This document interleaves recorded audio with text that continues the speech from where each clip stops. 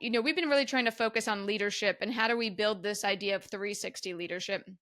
And one of the key topics that, we talked about was minding the gap, right? So what are those gaps between your teams and how can you build cross-functional leadership? Because a lot of organizations haven't done that yet. And it was a really fun talk. And it was, again, 5 minutes, but a way for us to share something that's, super important to us at Teams & Co. in terms of the idea of building leadership.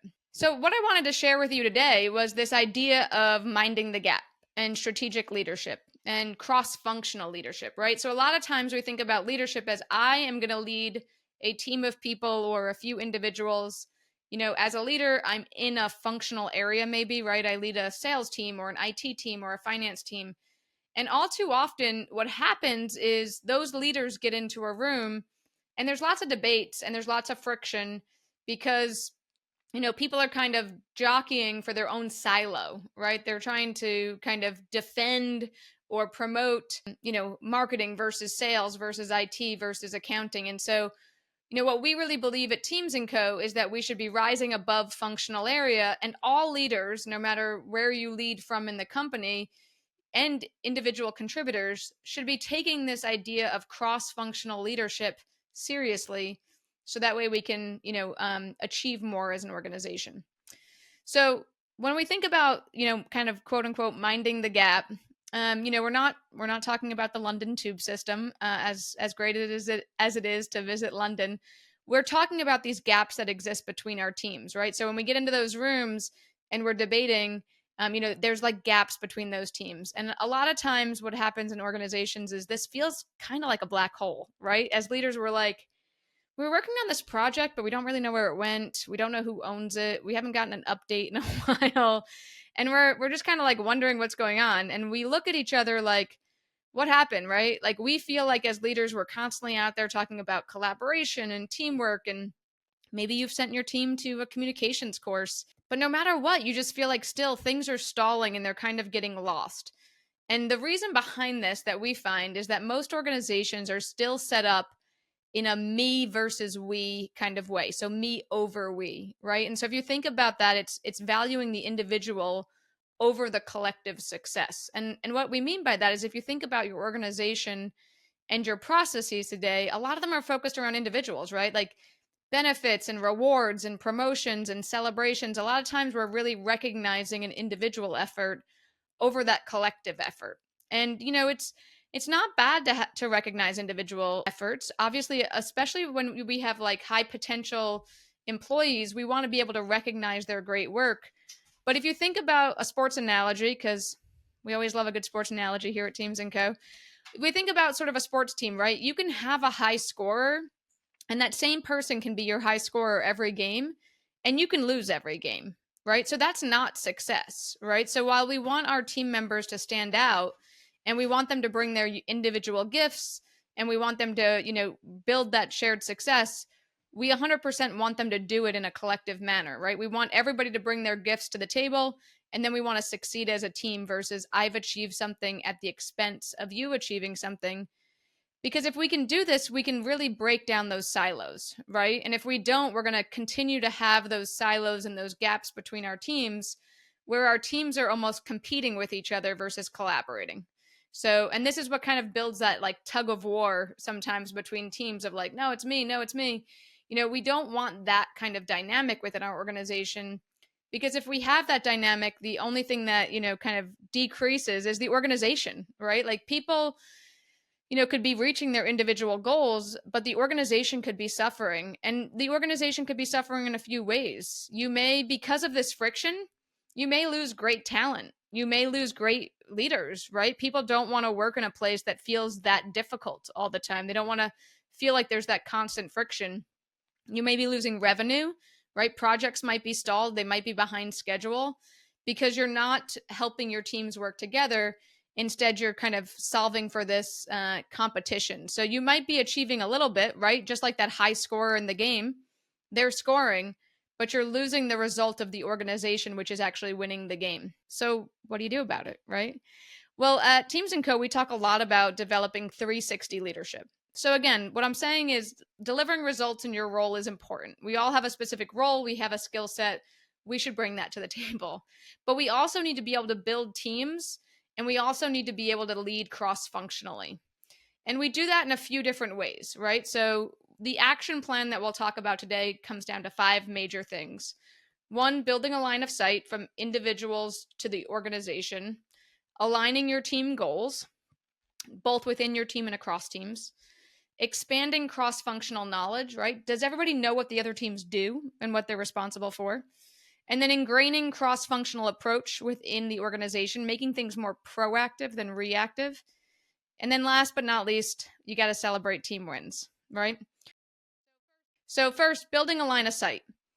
When we think about building a line of sight, we want to make sure the individual knows, how does my role and my goals support overall organizational success? If I know that, I know the context of my work, and I'm also able to better engage people across the organization because I know who else might be working on those things. So that line of sight from me to my team to the organization's success is really important, not only for like that engagement, but also in terms of creating buy-in, right? Like I know what I'm doing matters, and that's really important. And then as leaders, we have to align our team goals.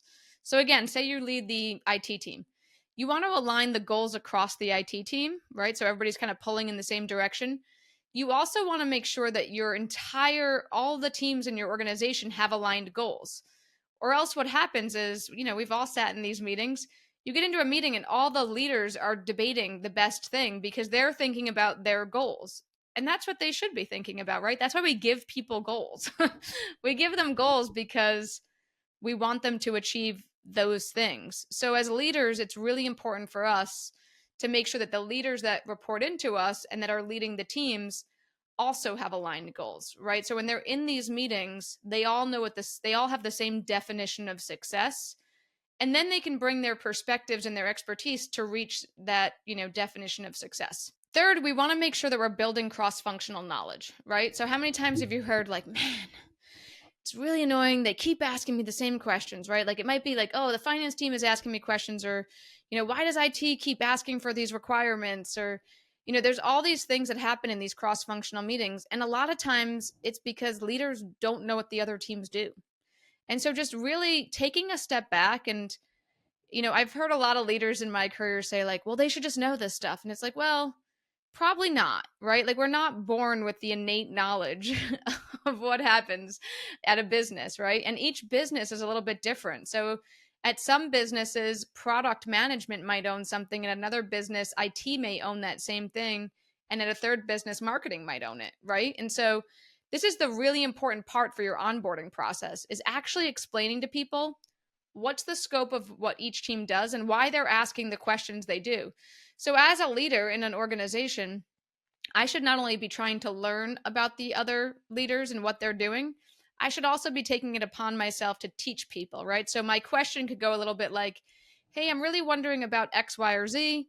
And I want to know this because my thought is I could help in one of 2 or 3 ways, but I want to make sure that I'm thinking about it in the right way. So could you help me from your perspective understand this scenario, right? So you can give the context to people of like why you may be asking a question, or why you may, like from your functional area, right? Like, hey, could you tell me a little bit more about this? Because from my perspective, here's some background about how I would think about that in sales or marketing.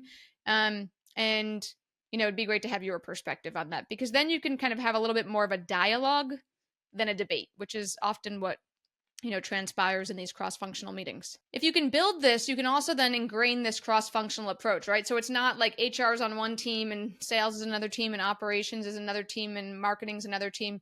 We're all on the same team and we're trying to solve the same challenges, right? And hopefully all of our goals are aligned and we all know what we're doing and we're all working to create a great solution for that customer.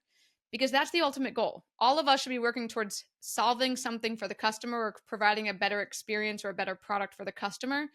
And so we have to make sure that we're ingraining that approach across the organization. Hey, we're all on the same team. We have different expertise, right? We have expertise in one functional area versus another, but we're all trying to reach the same spot. And if we can do that, we're going to be able to have meetings that are a lot more productive, right? Like, hey, we're launching this new product. Okay, what information does operations need, right? What information does fulfillment need?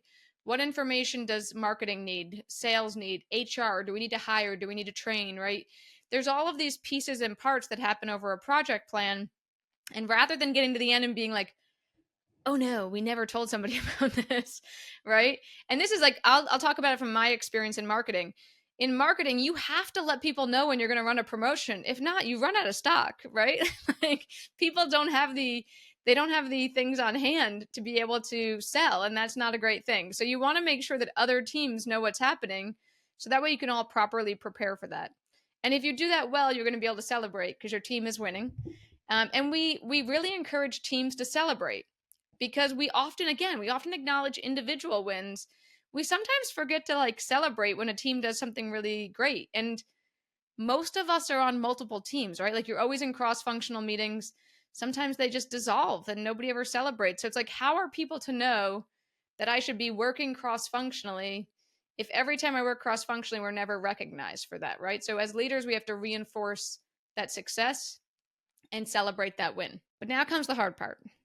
The hardest thing you have to do as a leader is walk the walk. If you want to build cross-functional leadership, you have to model this from every level of leadership, right? So if you're an executive and you're constantly making decisions based on your individual goals and your team goals, it's not going to build cross-functional leadership across the organization, because people are going to look at you and say, hey, my leader's not doing that, so I shouldn't be doing that. So as a leader, we have to very much make sure that our goals are aligned with the overall success of the organization. And we also have to take time in every one-on-one to not only talk to our team about their goals, but also talk to them about how they're interacting with other teams, how they're supporting the goals and the shared success of that team, right? Helping to clear cross-functional roadblocks, making sure people are involved in meetings. So again, when I was in marketing, monthly I'd have a marketing meeting, but quarterly we would invite sales and we'd invite operations and IT, and we'd have a lot of different people so we could share the updates and we could have everybody be a part of that process. And I know I've shared that example before, but it's an important way to think about things, because you want to make sure that you're, as a leader, telling people and showing people it's important to engage your partners, right? So that could be a quarterly coffee or, a monthly lunch or something informal to, encourage leaders on your teams to get to know the other functional leaders and have those shared meetings. If you have those, you're going to be also able to create shared wins. And with shared wins comes growth, right? So the company now is going to win in a lot of ways. People are going to like coming to work. They're going to like working with their coworkers. They're not going to feel that sense of friction. And so it's going to be fun, right? They're going to feel like they can solve challenges, that they're winning. Everybody likes to be a part of a winning team. So retention becomes easier.